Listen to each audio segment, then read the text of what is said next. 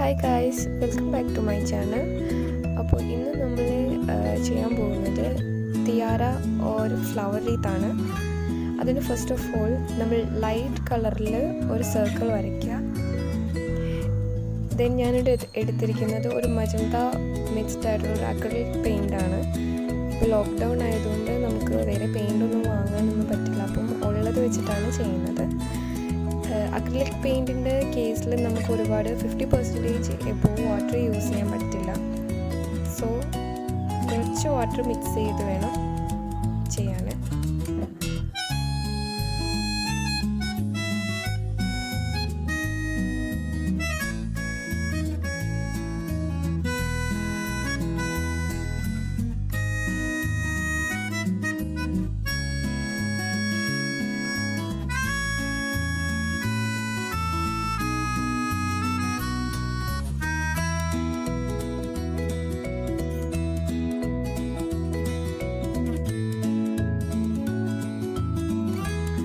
Flowers കഴിഞ്ഞ് കഴിഞ്ഞാൽ നമ്മൾ ലീവ്സാണ് വരയ്ക്കുന്നത്.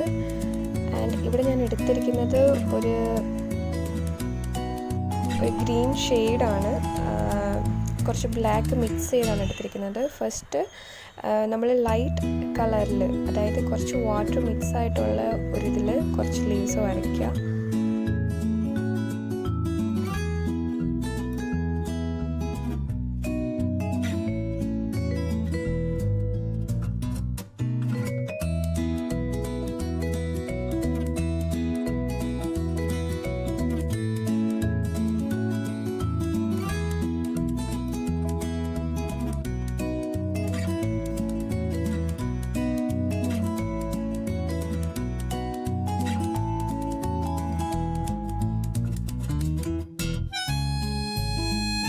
ആക്ച്വലി ഞാനൊരു ബിഗിനറാണ്. ആൻഡ് ഈ ക്വാറൻറ്റൈൻ ടൈമിൽ ഞാൻ പഠിച്ചൊരു കാര്യമാണ് ഈ കുറച്ച് പെയിൻറ്റ്. പഠിച്ചു എന്ന് എനിക്ക് കംപ്ലീറ്റ് ആയിട്ട് പറയാൻ പറ്റില്ല, ബട്ട് ഞാൻ കുറച്ച് പ്രാക്ടീസ് ചെയ്ത് ശരിയാക്കി എടുത്തതാണ്. നമുക്ക് എന്തൊരു കാര്യം ചെയ്യുന്നതിലും ഫസ്റ്റ് വേണ്ടത് കോൺഫിഡൻസ് ആണ്. കോൺഫിഡൻസ് ഉണ്ടെങ്കിൽ നമ്മൾ ചെയ്യുന്ന കാര്യം അതിപ്പം ബോറാവില്ല. അത് അറിയാവുന്നത് വെച്ചിട്ട് തന്നെ ബ്യൂട്ടിഫുള്ളായിട്ട് ചെയ്യാൻ പറ്റും. അപ്പോൾ അങ്ങനത്തെ ഒരു കോൺഫിഡൻസിൽ ഞാൻ ചെയ്യുന്ന കാര്യങ്ങളാണിത്. നിങ്ങൾക്ക് ഇഷ്ടമാകുകയാണെങ്കിൽ നിങ്ങൾക്ക് കൂടെ ചെയ്യാം. അതിനുശേഷം ഞാൻ ഡാർക്ക് ഷെയ്ഡ്സ് വെച്ചിട്ട് ലീവ്സ് വരച്ചിട്ടുണ്ട്.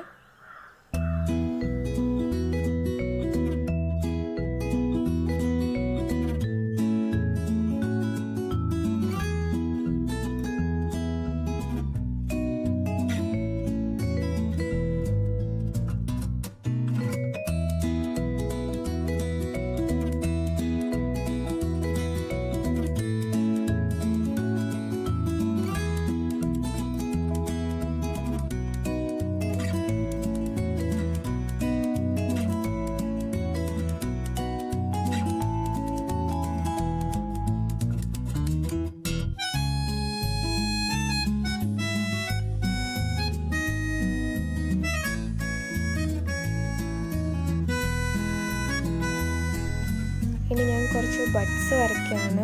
ആ സെയിം കളർ യൂസ് ചെയ്തിട്ടാണ്. നമുക്ക് ഡിഫറെൻറ്റ് കളേഴ്സിലും വേറെ കുഞ്ഞ് ഫ്ലവേഴ്സൊക്കെ ഇതിന് ഇടയ്ക്ക് വരയ്ക്കാം. ബിക്കോസ് ഫ്ലവർ റീത്ത് എന്ന് പറയുമ്പം ഡിഫറെൻറ്റ് കളേഴ്സ് അതിലുണ്ടാവും. നമ്മുടെ ഇഷ്ടം അനുസരിച്ച് നമുക്ക് ചെയ്യാവുന്നതാണ്. ഫസ്റ്റ് ഞാൻ കുറച്ച് ബഡ്സ് വരച്ചായിരുന്നു, പക്ഷേ അത് സക്സസ് ആയില്ല. അതുകൊണ്ടാണ് ഞാൻ ലാസ്റ്റ് വരയ്ക്കുന്നത്.